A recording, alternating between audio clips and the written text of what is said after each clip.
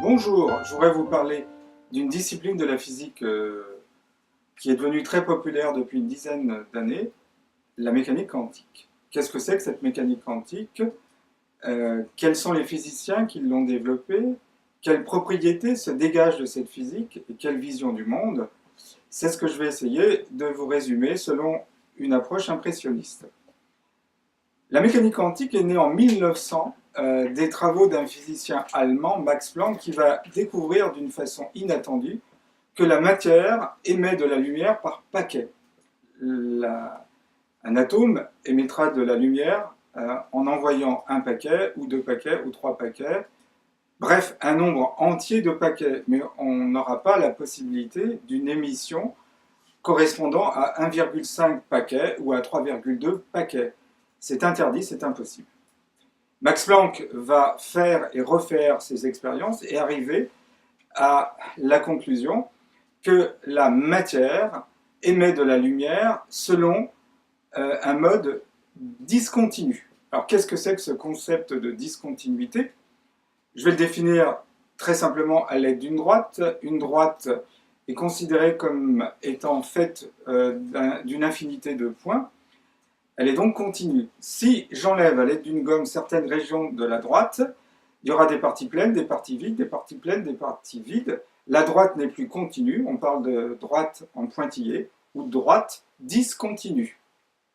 Si j'enlève régulièrement certaines régions de la droite, imaginons une droite d'1 mètre et tous les 30 cm j'enlève 1 cm, la discontinuité sera qualifiée de quantification.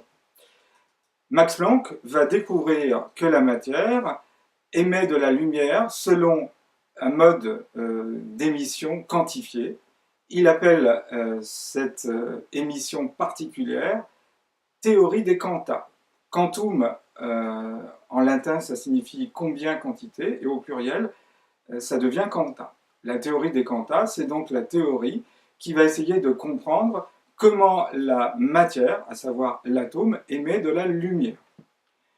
Par la suite, les physiciens vont se rendre compte que ce continent discontinu, ce continent atomique, réserve plein de propriétés surprenantes. C'est un peu curieux de voir qu'une physique quantique, moins permissive que la physique classique, offre des propriétés absolument impossibles selon la physique classique, encore appelée physique newtonienne. Par exemple, dans le monde de la physique classique, la matière est régie par la mécanique et l'onde est régie selon les lois de l'optique. En aucun cas, on peut décrire la lumière selon la mécanique et vice-versa. En mécanique quantique, un objet quantique, un atome ou une molécule, aura une double dimension simultanément. On parlera de dualité onde-corpuscule, à savoir qu'un atome ou une molécule ont une dimension matérielle et à cette dimension vient s'ajouter simultanément une dimension ondulatoire. Cette dimension ondulatoire, on l'appelle onde de matière. Pour la lumière, c'est différent. La lumière va se présenter soit selon ses habits de matière, soit selon ses habits de lumière. Ce n'est plus onde et matière, comme je l'ai dit il y a quelques instants, mais onde ou matière. La mécanique quantique offre donc pour la matière une logique du et pour la lumière une logique du ou.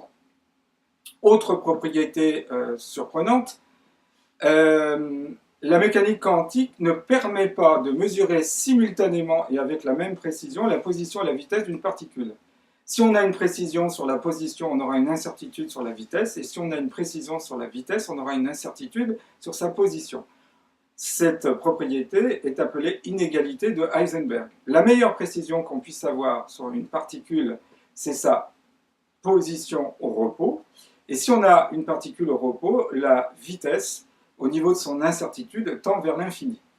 Ainsi, on est obligé de trouver un compromis entre une précision minimaliste sur la position de la particule et une précision minimaliste sur la vitesse de la particule.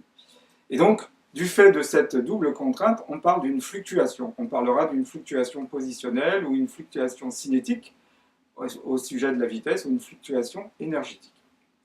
La mécanique quantique offre une propriété encore plus surprenante, à savoir que deux particules qui ont été en contact le resteront quelle que soit la distance qui les sépare.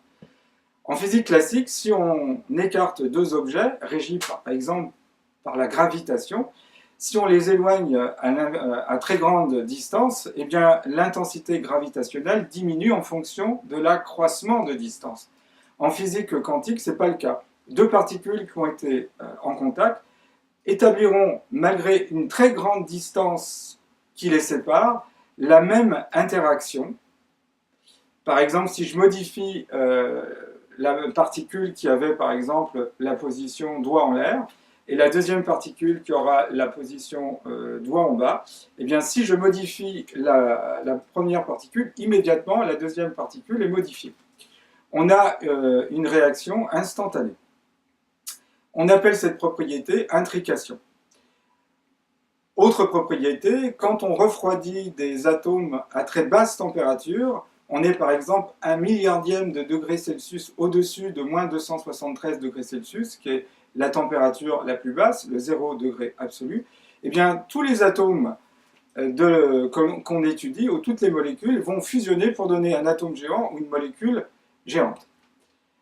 Donc cette physique quantique est radicalement différente de la physique classique. Là où la physique classique autorise le déterminisme, la mécanique quantique autorise un indéterminisme. On parle d'indéterminé pourtant déterminable. Là où la physique quantique permet de mesurer simultanément position et vitesse, c'est plus possible. Fluctuation quantique, non-localisation. Une intrication qui défie les distances qui séparent les particules et la propriété collectiviste. La mécanique quantique a révolutionné notre vision du monde. On dit qu'un grand écrivain est celui qui change notre regard sur le monde après l'avoir lu. Par exemple, après avoir lu Kafka, on verra le monde selon sa dimension bureaucratique. La mécanique quantique nous offre une vision radicalement différente. Un atome n'est plus un objet que l'on peut expérimenter au sens classique, mais devient un être mathématique. On dit qu'un atome est plus un monde de potentialité qu'un monde de faits ou de choses. Autre propriété curieuse que je vais ajouter, c'est la possibilité d'états superposés. Si on imagine un atome quantique, il sera dans différentes positions. En physique classique, un atome peut être au nord, au sud, à l'est ou à l'ouest. C'est la logique du ou qui l'emporte. En mécanique quantique, un atome pourra être aux 4 points cardinaux. Il sera simultanément au nord, au sud, à l'est et à l'ouest. Il est dans des états superposés ou des états potentiels. Si on interagit avec ces états potentiels, un seul résultat va sortir. Ça sera par exemple la position nord. Si j'ai été actualisé, c'est-à-dire ramené dans mon présent, l'état position nord. On en déduit que mesurer, c'est perturber. Celui qui fait la mesure devient un participant et la mesure obtenue devient une observable. La mécanique quantique est un monde très surprenant, à tel point qu'un des pères fondateurs de la mécanique quantique, Niels Bohr, a qualifié la mécanique quantique de la façon suivante: si vous n'êtes pas bouleversé et éprouvé en vous penchant sur la mécanique quantique, c'est que vous n'avez rien compris. La mécanique quantique peut paraître folle, mais elle a toujours été vérifiée expérimentalement. Elle est à la fois la gloire et la honte de la physique. La gloire car aucune branche de la physique ne peut se développer en dehors de la mécanique quantique, et la honte car on ne sait pas toujours pourquoi la mécanique quantique offre cette propriété de discontinuité qui fait qu'un atome émet de la lumière par paquet. Alors, la mécanique quantique est en train d'investir le monde de la biologie. On parle de cerveau quantique et on envisage avec un autre regard la mémoire, la conscience et même l'âme. Certaines propriétés de la mécanique quantique, comme le monde des enzymes ou la photosynthèse qui permet aux plantes de transformer la lumière en matière, sont envisagées selon un regard quantique. Et elle va évidemment servir de nouveaux paradigmes. Paradigme, c'est un mot que les philosophes utilisent pour désigner une vision du monde. Et l'entreprise pourra être envisagée selon une grille quantique ou un paradigme quantique. La société pourra être envisagée sur un paradigme quantique. Après avoir régi le 19e et le 20e siècle, la physique a quitté le clan classique pour rentrer au 21e siècle avec un nouveau paradigme, un paradigme quantique. Merci de m'avoir écouté.